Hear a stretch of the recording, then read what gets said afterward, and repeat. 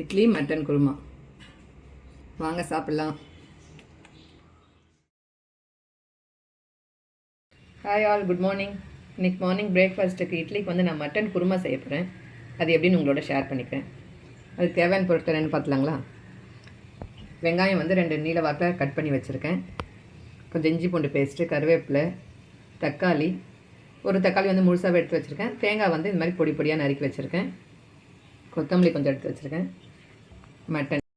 இப்போ மட்டனை வந்து முதல்ல வாஷ் பண்ணி எடுத்துக்கலாம்.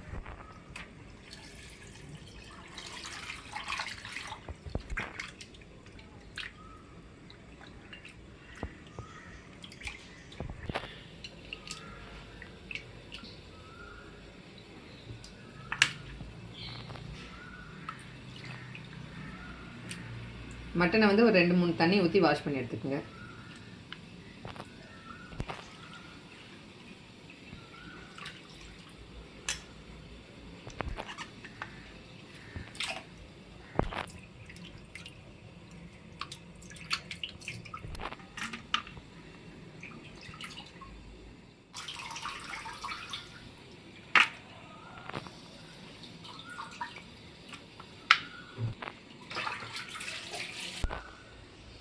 மட்டனை கழுவிட்டு நல்லா தண்ணி இதை போல் இருத்துருங்க. மட்டனும் வாஷ் பண்ணி எடுத்து வச்சாச்சு. மற்ற பொருட்களும் ரெடியாக இருக்குது. இப்போ நம்ம வந்து குருமா தாளிக்க ஆரம்பிச்சிடலாம். அடுப்பத்தை வச்சு குக்கர் ஒன்று வச்சுக்கலாம். குக்கர் சூடேறிச்சு. இப்போ நம்ம எண்ணெய் ஊற்றிக்கலாம். எண்ணெய் கொஞ்சமாகவே ஊற்றிக்கங்க, ஏன்னா இது மட்டன் தானே. வெங்காயம் வதங்க அளவுக்கு எண்ணெய் ஊற்றிக்கங்க போதும். எண்ணெய் சூடேறினோடனே பட்டை, லவங்கம் போட்டுக்கலாம். கொஞ்சமாக சோம்பு. நம்ம போட்டதெல்லாம் பொரிஞ்ச உடனே நறுக்கி வச்ச வெங்காயத்தை நம்ம இதில் சேர்த்துக்கலாம்.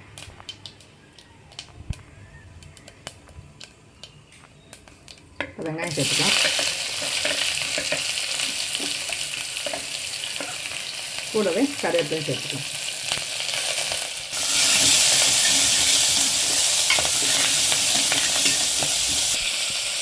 கொஞ்சமாக உப்பு போட்டு வதக்குங்க. வெங்காயம் நல்லா வதங்கிடும். வெங்காயம் இந்த அளவுக்கு வதங்கினதுக்கப்புறம் நம்ம இஞ்சி பூண்டு பேஸ்ட் சேர்த்துக்கலாம்.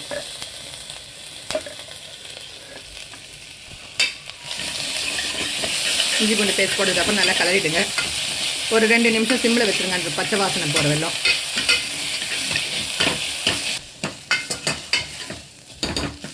எண்ணெய் வந்து கம்மியாகவே ஊற்றிக்குங்க. பாருங்க, இல்லை எண்ணெயே பாருங்க, ஏன்னா திரும்ப மட்டன்லேருந்து உங்களுக்கு எண்ணெய் வரும். அந்த மட்டனில் இருக்க கொழுப்பு இருக்குன்னு சொல்லுவாங்களா, அதுலேருந்து வந்து எண்ணெய் பிரிஞ்சு வரும் நம்மளுக்கு. அதனால் நம்ம தாளிக்கிறதுக்கு கம்மியாகவே எண்ணெய் ஊற்றிக்கினா போதும். இப்போ இஞ்சி பூண்டு பேஸ்ட்டு வதங்கிடுச்சு. இப்போ நம்ம நறுக்கி வச்ச தக்காளியும் சேர்த்துக்கலாம். அதுலேயே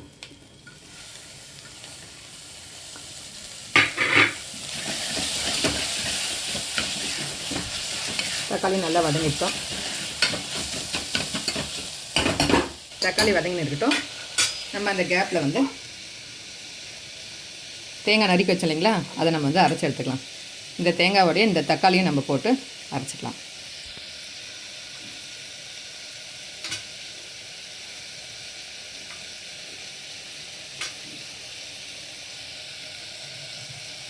நான் வந்து தக்காளிக்குள்ளே இருக்க சீடெல்லாம் ரிமூவ் பண்ணிவிடுவேன்.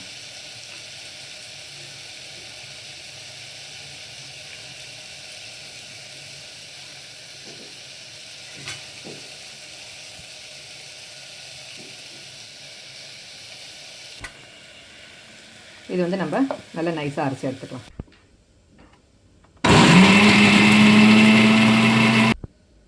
கொஞ்சமாக தண்ணி ஊற்றி நல்லா நைஸாக பேஸ்ட் மாதிரி அரைச்சி எடுத்துக்கோங்க.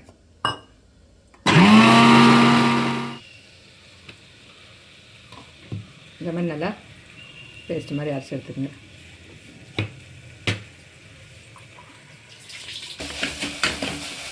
தக்காளி வந்து நல்லா வதங்கிச்சு. இப்போ நம்ம வந்து வாஷ் பண்ணி வச்சோம் இல்லைங்களா மட்டனு, அதை வந்து இதில் சேர்த்துக்கலாம்.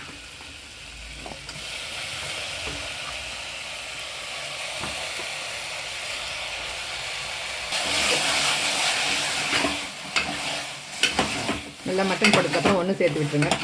இந்த வெங்காயம் தக்காளியிலே வந்து ஒரு 5 நிமிஷம் சிம்மில் வச்சு விட்டுருங்க. சிம்லேயே ஒரு 5 நிமிஷம் இருக்கட்டும். நம்ம அந்த கேப்பில் வந்து இட்லி ஊற்றிக்கலாம். இது வந்து நேற்று அரைச்ச மாவு தான்.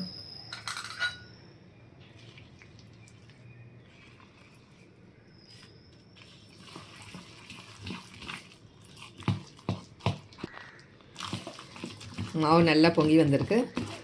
இந்த மாதிரி பொங்கி வந்து நீங்கள் இட்லி ஊற்றினீங்கன்னா நல்லா சாஃப்டாக இருக்கும். மாவை நல்லா இந்த மாதிரி அடிச்சுக்குங்க.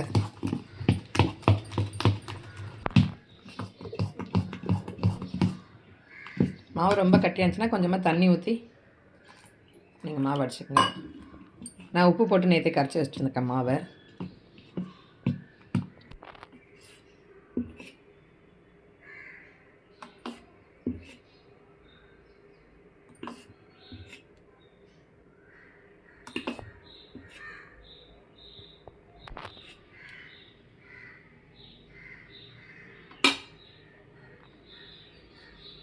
இப்போ நம்ம வந்து மஞ்சள்தூள் கொஞ்சமாக சேர்த்துக்கலாம்.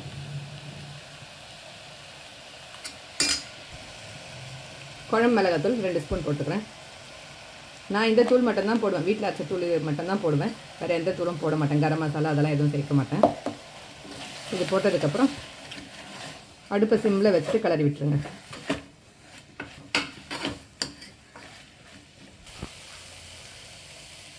கொஞ்சமாக உப்பு சேர்த்துங்க. ஏற்கனவே நம்ம வெங்காயம் வதங்குறப்ப கொஞ்சம் போட்டிருக்கோம், அதனால் திட்டமாக போட்டுக்கோங்க.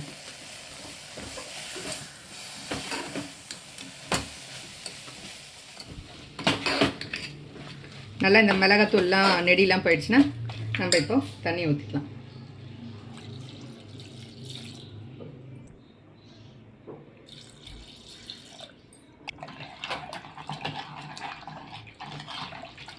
தண்ணி ஊற்றிட்டு எல்லாம் ஒன்றா சேர்த்து கலந்து விட்டுருங்க.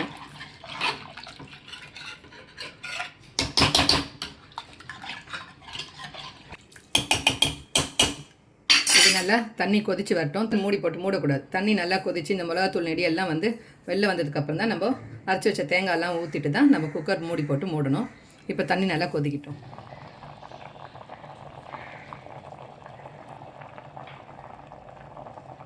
இப்போ குழம்பு வந்து நல்லா கொதிச்சிருச்சு. மிளகாத்தூள் நெடியெல்லாம் கூட போயிடுச்சு. இப்போ வந்து நம்ம அரைச்சி வச்சோம் இல்லைங்களா தேங்காய், இப்போ இதில் சேர்த்துக்கலாம்.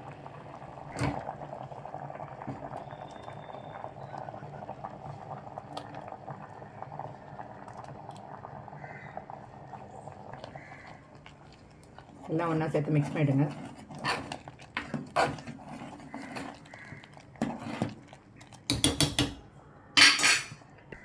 இந்த ஜார்லையும் கொஞ்சமாக தண்ணி ஊற்றி எல்லாம் ஒன்றா சேர்த்து இதில் ஊற்றிடுங்க.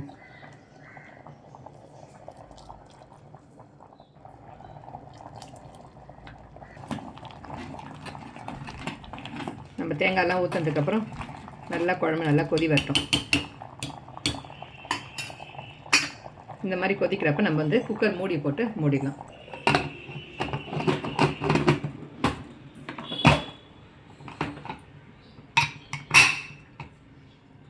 மூடி போட்டு மூடினதுக்கப்புறம் வந்து 2 விசில் மட்டன் வந்து வெந்துடும். எல்லாம் ஆட்டுங்கறியாக இருந்தால் 2 விசிலில் வெந்துடும். கொஞ்சம் முத்தின மாதிரி இருந்துச்சுன்னா நீங்கள் வந்து சிம்மில் வச்சுருங்க.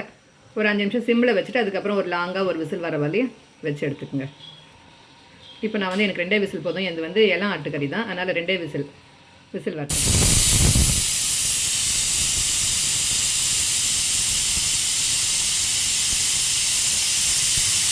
ஒரு விசில் வந்துச்சு. இன்னும் ஒரு விசில் வர வெயிட் பண்ணலாம்.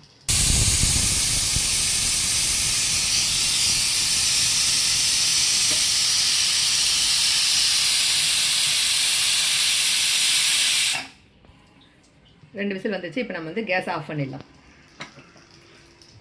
தம் அடங்கட்டும். தம் அடங்கிச்சு. இப்போ நம்ம வந்து ஓப்பன் பண்ணி பார்க்கலாம்.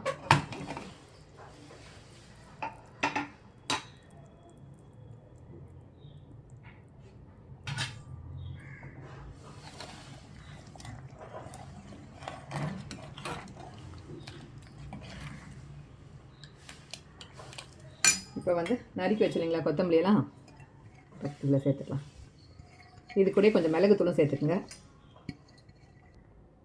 கொஞ்சமாக மிளகுத்தூள்.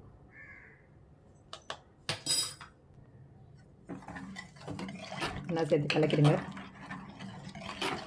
மட்டன் குருமா ரெடி ஆயிடுச்சு.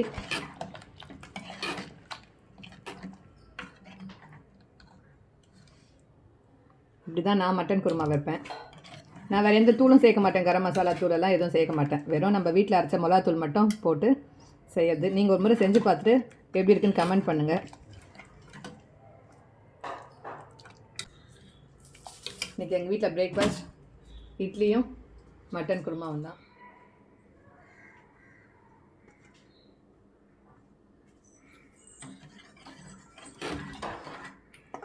இட்லிக்கு மட்டன் குருமா வந்து சூப்பராக இருக்கும்.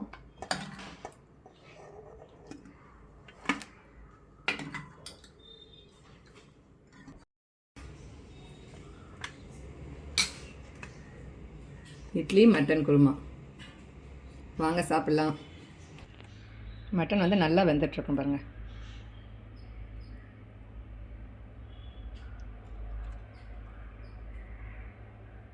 இந்த வீடியோ உங்களுக்கு பிடிச்சிருந்தா லைக் பண்ணுங்கள், கமெண்ட் பண்ணுங்கள், ஷேர் பண்ணுங்கள், மறக்காமல் சப்ஸ்கிரைப் பண்ணி எனக்கு சப்போர்ட் பண்ணுங்கள். தேங்க்யூ.